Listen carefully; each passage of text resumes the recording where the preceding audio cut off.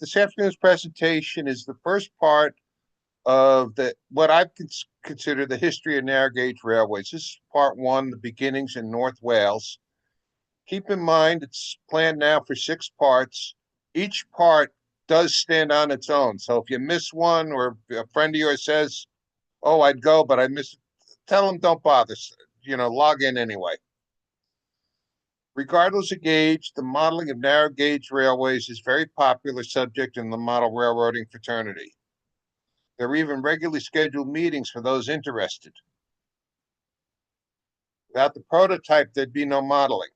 So did you ever ask yourself, how did this all really begin?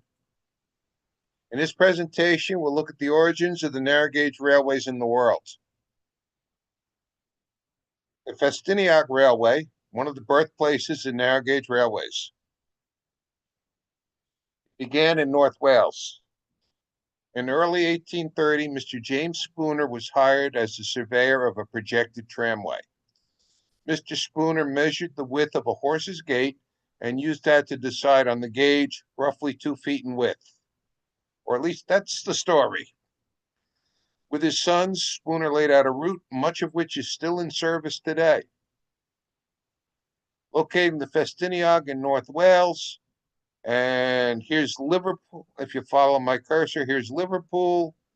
We're going to spend a bunch of time around Porthmadog, and the other end of the line is now Festiniog. And there's the related, but we're not going to visit it because we don't have time today, Welsh Highland Railway out of Carmarthen. Here's a map of the Festiniog Railways from their 2019 brochure. It might be a little hard to see, but if you follow the cursor, it starts in Porthmadog.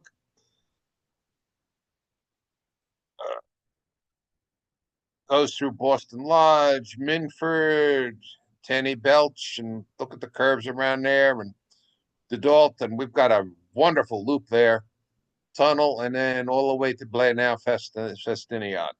But we'll do it slow and in pictures. Little line prospered. The initial use of horse traction upgrade and gravity downgrade was overwhelmed by traffic volume. It was said the track was too narrow and the curves too sharp for locomotives. Despite this, Spooner and the railway signed a contract in March 1863 for 3 locomotives. And, well, we all know what a horse looks like pulling a train or a group of cars. Here's a recreation of a gravity slate train on the Cobb. And with our friendly brakeman. Festiniog Slate Wagon 367, one of over 1,000 that once roamed the rails. The gray cars carried about 5 tons. The larger 8-ton capacity slate wagons like the 263 were painted red. Remember, this was a time when people were generally illiterate, so the color was important. Gray they knew for 5, red they knew for 8, and they didn't hopefully try to overload them. And the 686 was a little bit different. This was a slate wagon that was modified to carry fullercite, which is ground slate. Fullercite is used in cosmetics. Privately owned by the Oakley Quarries was this gunpowder van. That lever is a handbrake. And that is a iron sheet that's riveted together on an iron frame. And that's how they transported explosives. A dandy car recreated. And it was called a dandy car because the horse in there looked like he was a dandy. There were 10 dandy cars, which were used to transport horses on downgrade trains. They were basically an iron stall on wheels. After the horse era, they were converted to transport coal. And the thing about the Festiniog was that they never scrapped anything. So the dandy wagons were still around when the preservationists came around in 1954. Spooner had his own private rail car. It was a gravity car, and the boat, called the boat, and it's been recreated. Now, the reason it had a front prow like a boat was so it could open the grade crossing gates as it came down. We'll show you the grade crossing gates a little bit later. and you can figure out how it worked. And yes, it had a mast and a sail. Festiniog Railway was legally created on March 25th, 1932. The railway opened on April 20th, 1836, used a track gauge of 1 foot 11.5 inches, considered the first narrow gauge railway in the world, considered too narrow to employ steam locomotives at that time. On October 16th, 1863, the Festiniog celebrated the start of steam traction with a special train. This was also the period that passenger service started over the line. Heavily rebuilt, 2 of these 3 locomotives still serve the Festiniog. This is a circa 1870 image of the Prince at the Falls. Notice this car. We'll talk about that in a little bit. Prince, which is leading the train here, is one of the original group of George England 040T locomotives delivered in 1864, and it's still in service. First class carriage number 2 dates from the 1863 to 1864 period. There were 2 first class carriages at that time. Third class carriages rode in 4-wheel cars such as the recreated third number 10 seen here. Adventurous third class passengers could ride the flying bench.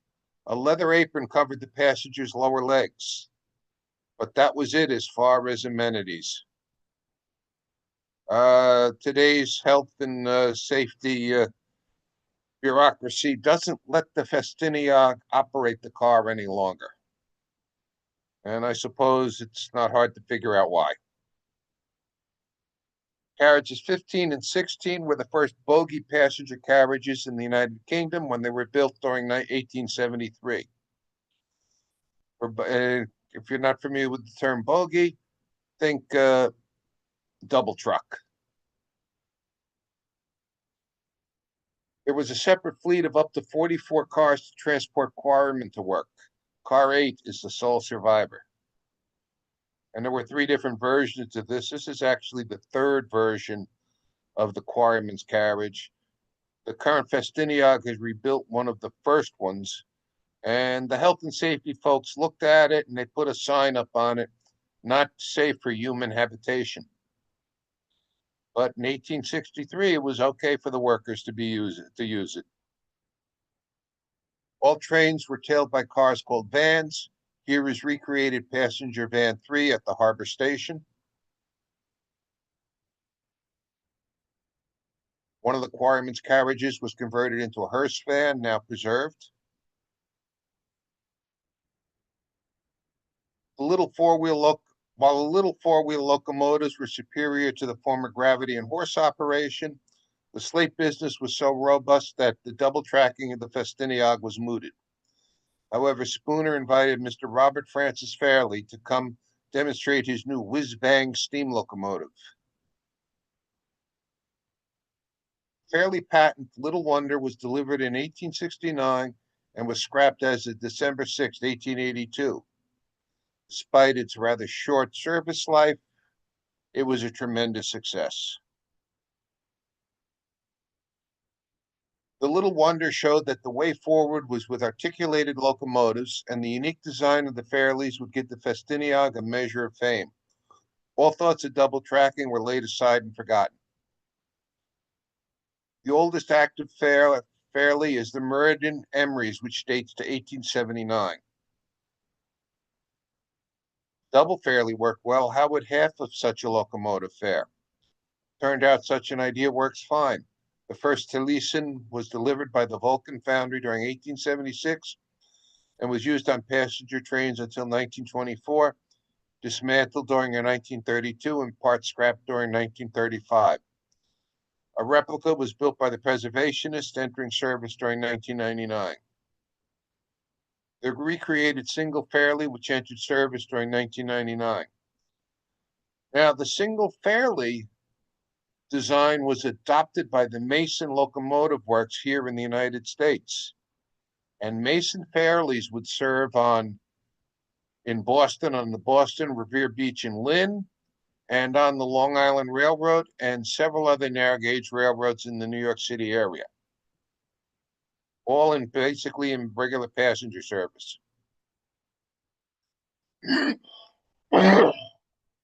Business continued on the Festiniog Railway to be strong on the line until after World War I.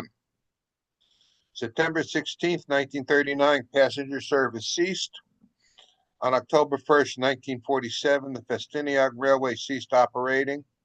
Before I go any further, the Festiniog Railway was a victim of its own success. It made its living transporting slate roofing tiles. Slate roofing tiles, once they're installed, will last 100 years or more. They are very, very durable. There was a little puff business after World War I because that was fixing bomb damage throughout the United Kingdom and Europe. But the railroad was and the slate industry were basically a victim of their own success. Festiniog Railway Trust purchased the line as of June 24th, 1954. The preservation era had begun. Here's a 1957 view of the Prince at Harbor Station. Taney built station in 1959 with Prince on the Flying Flea train. This was called the Flying Flea train because cars had been pulled out of storage, and they had been in storage since 1936, roughly. They really didn't get cleaned, and there was always a suspicion there were bugs in the cars. So that became the Flying Flea. The Mulwin, built in Pittsburgh for the Baldwin Locomotive Works in 1918, it was built as a contract for the British War Department office, and it was used to operate trains during World War I trenches. But notice, Baldwin was building diesel mechanical locomotives in 1918, even though it was being done through a subcontractor. The revived Festiniog was a success. More locomotives and rolling stock were needed. The existing Festiniog equipment could only go so far in accommodating the visitors coming to Porthmadog. The Merton Emery's was returned to service during 1961. A Fairley locomotive again rescued the Festiniog. Penryn Quarries were shutting down their 2-foot gauge operation at this time and had 2 operational 040T locomotives available. One was rented for the 1962 season. Both were purchased for the 1963 season. And early in the preservation period, 2 identical locomotives, the Blanche and the Linda were required. These are the locomotives acquired from the Penryn. Festiniog workers and management refer to them as the ladies. But the long-term solution was to build new motive power in the Boston Lodge Works. New Fairleys have been built. The David Lloyd George dates from 1992. And locomotives have been built for other lines, and other line locomotives have been recreated for the Festiniog. This one is for the Linton and Barnstable operation. To carry tourists, one needs carriages. The old slate wagons would not do it all. In fact, most of the slate wagons were sold for scrap. At this time, it gave the Festiniog the financial nest egg to embrace its new role. A search for restorable 2-foot gauge passenger carriages throughout the United Kingdom resulted in just 2 acquisitions. There just wasn't a lot of 2-foot gauge stuff laying around the United Kingdom. Mounted on new running gear is a former Linton and Barnstable 15, now Festiniog number 14. And very little of the original Welsh Highland Railway car, one of the 23, 24, 27, and 28 group, remains with Festiniog 26. New-built passenger cars became the way to go for the Festiniog. The first design were officially termed the Centenary stock, but everyone called them the Barns because they were so spacious compared to traditional Festiniog passenger cars, or they were also called the Tin Barns. Major group of carriages in the three train sets are the new build cars in the 100 series. This is composite carriage 106.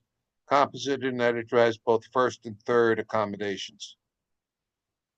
Accompanying the carriages in the train set are buffet service cars. The 124 is one such car. The feature cars in the fleet are the first class observation cars, wonderful ambiance and lamb burgers too. I'm going to tell you personally, sitting in the observation car, looking out the back window, eating a lamb burger as you're heading up the mountain to Festiniog, it doesn't get much better. The barns, as efficient as they were, lacked the charm of the original passenger carriages. Excuse me. So Boston Lodge Works then turned to recreating lost cars. One of the cars recreated was a tourist bogie, such as the Second 39.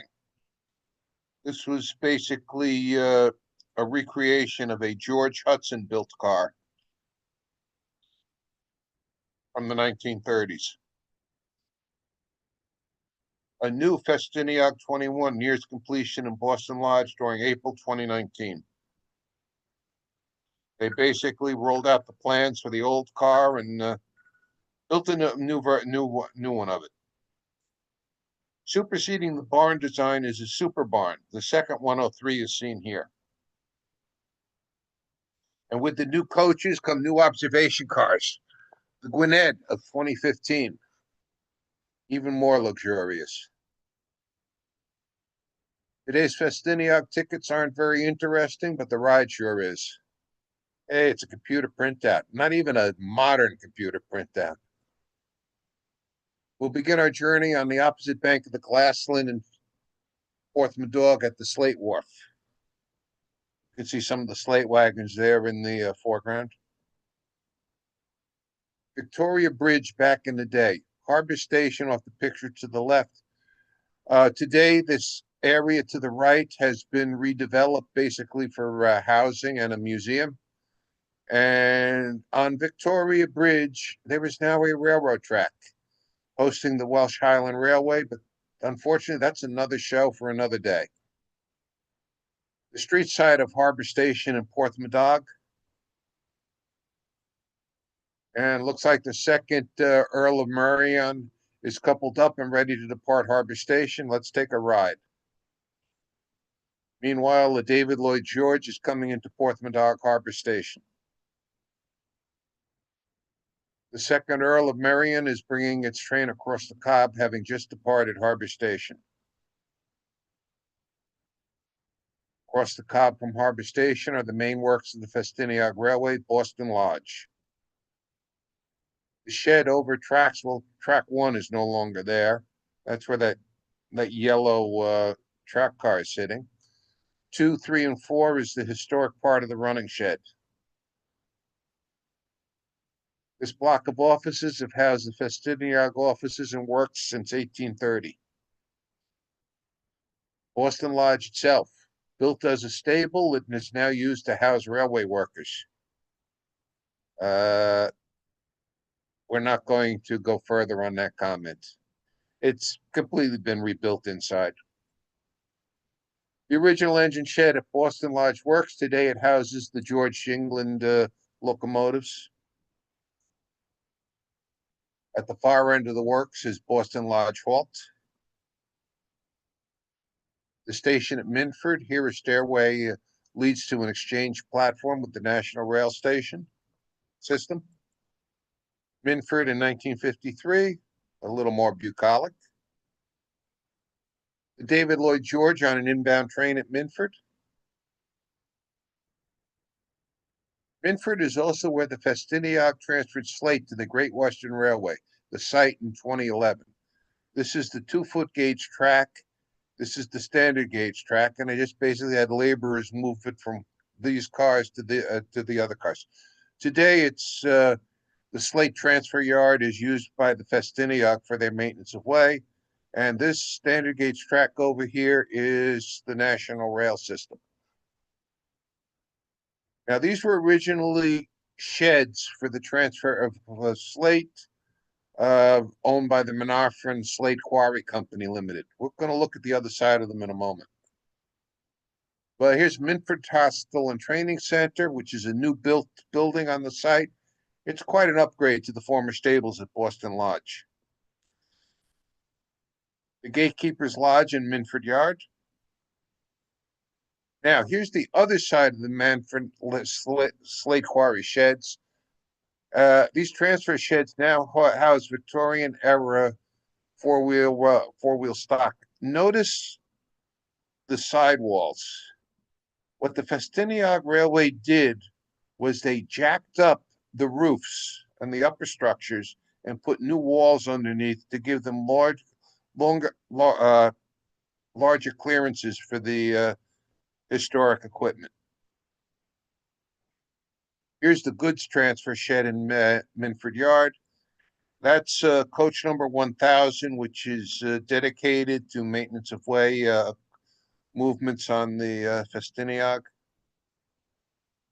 out on the country. David Lloyd George on an outbound train beyond Minford.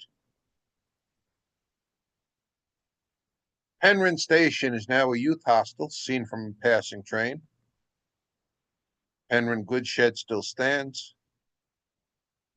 Penryn has a level crossing with manual gates that still require staffing. A train is due. Remember, I pointed out the boat prow front of the of Spooner's private car. Notice the gate. As this car would be coming downhill on this track, that prow would push that gate open across the road. And one gate starts to go from railway to roadway. Now closing the near side gate. And now finishing the task. Train time at Penryn level crossing. And no, I'm not trespassing. I've stuck my head in between some of the slats in the gate. And then the gates go back across the railway after the train goes by. In Horse Days, there was a passing siding at Rue Gauche. A siding or signal box was built here to allow trains to pass, but it was not at the right location for the timetable. Here's an 1860 view of Saint-Mar. This is just beyond Rue Gauche. And in fact, here's the signal box and Saint-Mar. And if you look carefully, you'll see a train across it. And the Earl of Marion, second on the down service train coming into Rue Gauche signal box sidings. Again, the observation car is on the rear end going upgrade, and downgrade it is right behind the locomotive. One of the jobs of the observation car attendant once they reach Harbor Station is to clean the windows. And the Earl of Marion crossing Saint-Mar from Rue Gauche. David Lloyd George on an outbound train passing the site of the Dalton Manor water tank. This is the column for the water tank here. And here's the private station called Campbell's Platform, which actually serves the Dalton Manor. Now here's one of my mistakes. To the right, off picture, is this wonderful 2 Elizabethan cottages that have been turned into one house.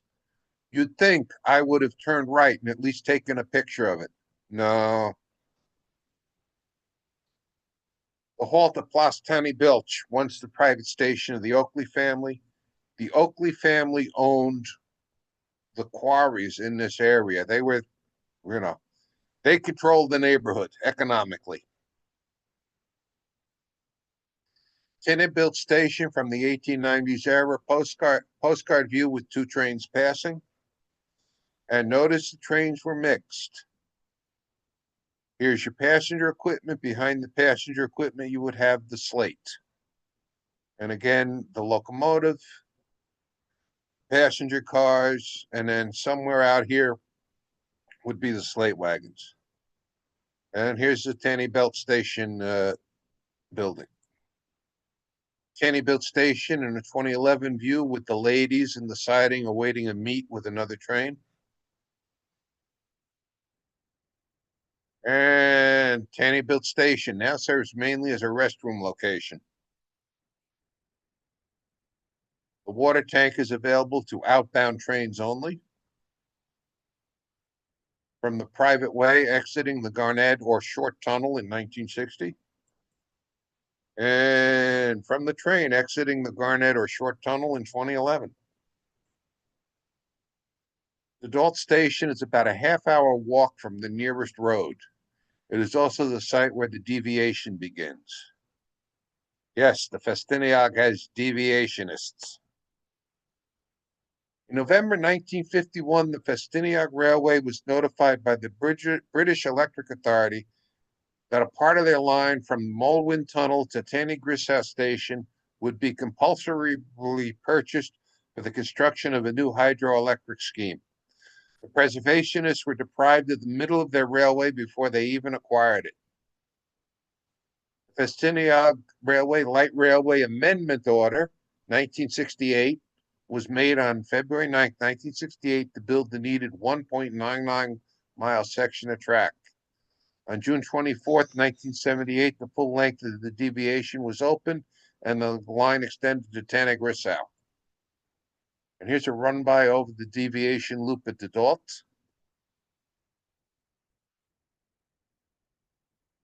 It was a rainy, chilly day, which made the steams really stand out.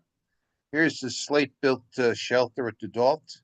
Again, it's a half-hour hike from anywhere.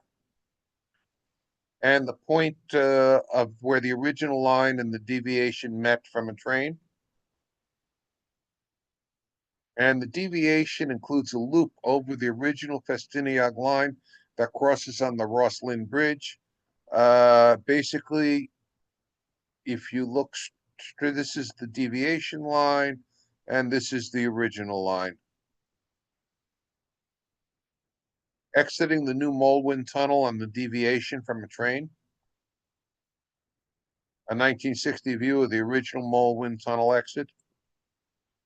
Looking at the former private right-of-way in the original Moulwyn Tunnel from a train. This is the upper level of the reservoir that flooded out part of the right-of-way. Taney Grishow was a terminal of the line from June 24th, 1978 until May 25th, 1982. It is now a very lonely place, but the station still stands. The Meriden Emery's and a train outbound at Taney Grishow. Again, some of the first three cars here are, historic cars. David Lloyd George heading a train on the trackage between Blaenau, Festiniog, and Taney Grishow. And yes, the clearances are a little close. At Glenny Quill, the short Dinas branch parts from the main line. And looking up the Dinas branch, which was the original main line when the Festiniog was built. And carriage 20 leads a movement on the Dinas branch. And the Taliesin backs cars down the Dinas branch. These two bridges have long marked the entrance of the Festiniog and the London Northwestern into Blaenau Festiniog. They have not always been the same bridges. 1961. David Lloyd George at the water tank in Blaenau Festiniog. And here we are waiting departure time at Blaenau Festiniog. Arriva Train Rails, which is now operated by Transport for Wales, ran a seasonal service into the former London Northwestern Blaenau Festiniog station. Unfortunately, a landslide further up the line has ceased this service, but there is a bus service that comes in every day and on an hourly basis. And the return train departs from Blaenau Festiniog station bound for Porthmadog with that wonderful open tourist car. And here's the down service train coming out of Blaenau Festiniog. Again, the observation car behind the locomotive. And as long as we're in Blaenau Festiniog, let's look over at the original main line. Here's the Foss station in 1923. Sorry, it's rough pictures, but it's hard to find some good stuff. Here's the Foss looking down the Vody and Bowood Incline during 1942. The Festiniog Railway ends here, and the Bodie and Bowood industrial property begin here. This arrow, when you follow it over, this is the Force Station. The Force Station, the former in-town terminal of Festiniog, it now houses public conveniences, the end of the line. And while this is at the Bedard Quarries, this incline plane shows how slate was delivered to the Festiniog. And some of those incline planes were bloody well massive, as you can see in this picture from the Slate Museum in Wales. Once you created a new 1.99-mile railway and reinstated the rest of the Festiniog, what is a deviationist to do? Well, the Welsh Highland Railway comes to mind. And this is the legal stuff, paragraphs, stuff, copyright. Thank you for attention and attendance. Are there any questions? In our next segment, the idea of a narrow gauge railway crosses the Atlantic and ends up in 3 of the New England states. Please consider joining us, which will be done during the month of October here. This was wonderful. I actually rode the railroad once when I was in Wales. Yes, it's a great ride, and I've been there several times, and love to go back again. But my wife keeps saying to me, Brian, are you sharing something here? No, I'm trying to. It popped up, and now I'm trying to get rid of it. Okay.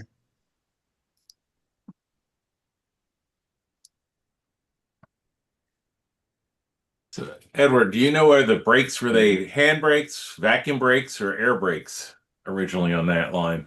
Vacuum brakes, and they still use vacuum brakes. Okay, I thought looking at those tubes they might be vacuum, but I wasn't sure. Yeah, it's vacuum brake. Brian, do you have a question?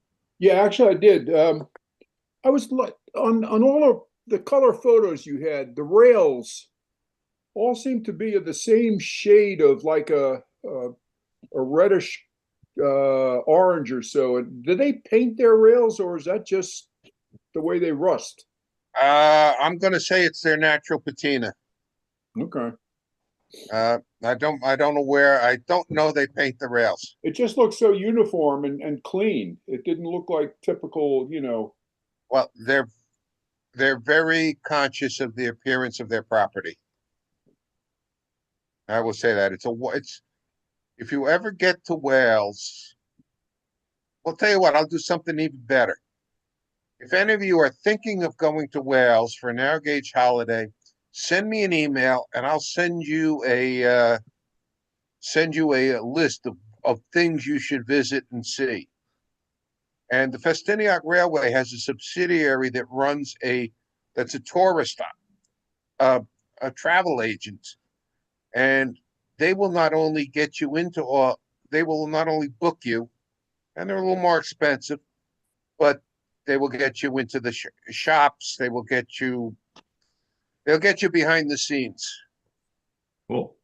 And I mean, I showed up at at another rail line.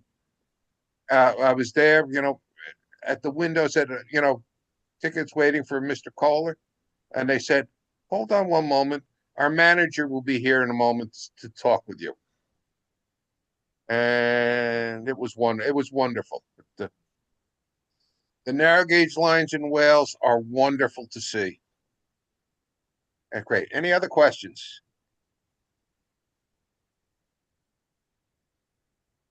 Anything else? So I want to thank you for doing this. See a lot of familiar faces. Brian, John, Ernie, everyone else. It's great to see you all, and I'm glad I can provide you with some information, entertainment, however you want to do it. Thank you very much, Ernie. Edward, thank you very much. The only exposure I've had to narrow gauge, if you will, was the Cass. So I've seen another narrow gauge railway. Okay. It was very interesting to see what you presented here, and it was very interesting, I thought. Yeah. Yes. Part two, we will take a look at the entire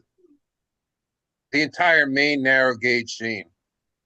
So it should be both then and now. So it's a little long, but I think you'll enjoy it. And Hey, you know, that's where narrow gauge started in the United States, if you will. yeah, So thank you. Ed, this is John Gray. Yes. Yeah, one of the things that's fascinating about the Festiniog too, and I think all the Welsh 2 foot, if I'm not mistaken, is that the actual gauge on it is only 1 foot 11.5 inches, all because English law says that, or British law at the time said that any railroad less than 2 feet was not subject to a lot of the regulation that went on in the UK. I've heard a number of stories. Yeah. Another one is that they only measured the rails at that time from inside to inside, and to modern times they measure the gauge from the center of the rail to the center of the rail. I'm not an engineer, I'm not a railroad executive, and you know what? And if I got down on the track with the tape measure, I'd probably get hit by something. So, and basically, where I work as a conductor at the Pennsylvania Trolley Museum, we're the Pennsylvania trolley gauge, 5'2.5". So, I'm Yep. introduced even another world. Yep. It's beautiful track they have on that railroad, Oh yeah, that Festiniog. Yeah. Is yeah. that is that flat bottom or is that bullhead? The rail.